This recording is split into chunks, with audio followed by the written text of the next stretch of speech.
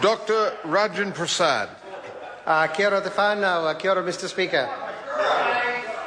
First, may I congratulate sincerely the member for picking this bill out of the House, out of the ballot rather. I also have had a bill in there for over a couple of years now, and it takes a while to get the luck that that member has had. So congratulations. The background of this bill is very simple, Mr. Speaker. Some time before 2001, the then Minister asked the Law Commission to have a look at this area, asking whether enough changes had occurred, whether we needed this particular bill, the Joint Family Homes Act 1964.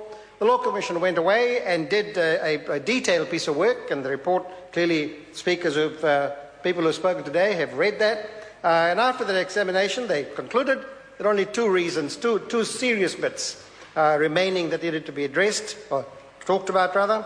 Protection from creditors, and other members have talked about that, and the savings and legal costs in developing joint family homes. And the Law Commission then had a look at both of those and concluded that there was nothing there that now required this bill to stay on the statute books. And in 2001, and the report then said it should go, and alongside with that, the second bill that is also repealed by this particular bill also needs to go. So this is quite simple, and clearly we support that. But it's the arguments that the members opposite have presented for this particular bill. In a sense, this is Simon O'Connor's military manoeuvres bill.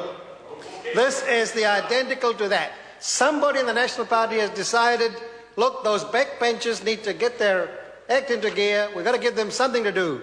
So we'll dream up these bills that really will not make one iota of difference to contemporary issues facing New Zealand. Not one iota, Mr. McIndoe, not one. So they put that in the ballot bill.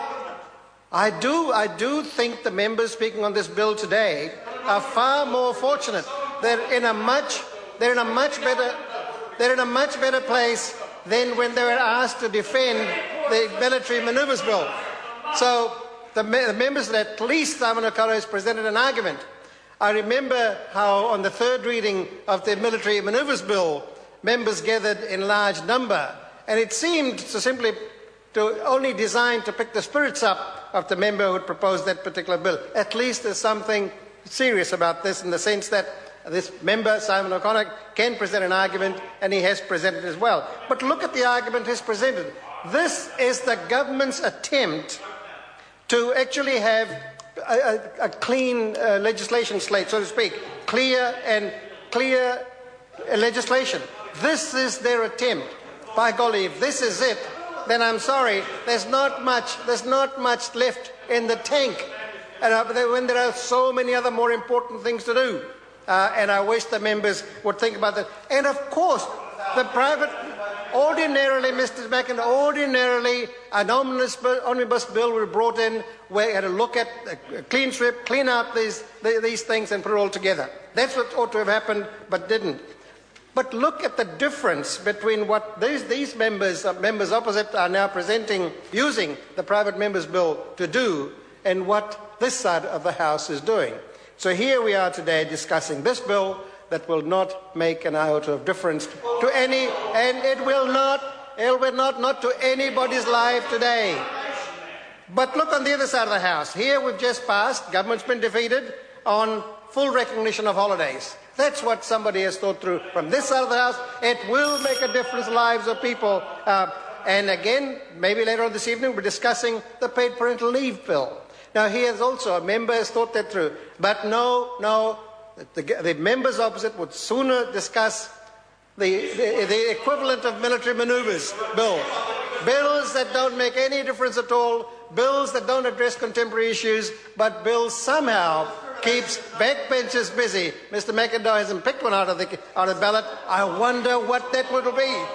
But some kind of things about, I don't know, houses, I don't know. So maybe it might be a housing one, Mr. McIndoe. Must be something about housing that the member might want to talk about.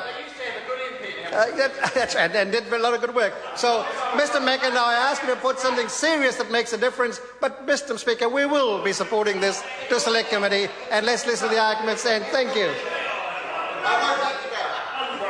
Dr. Jackie Blue. Tēnā koutou katoa. Thank you, Mr. Speaker. It's indeed a pleasure to speak in this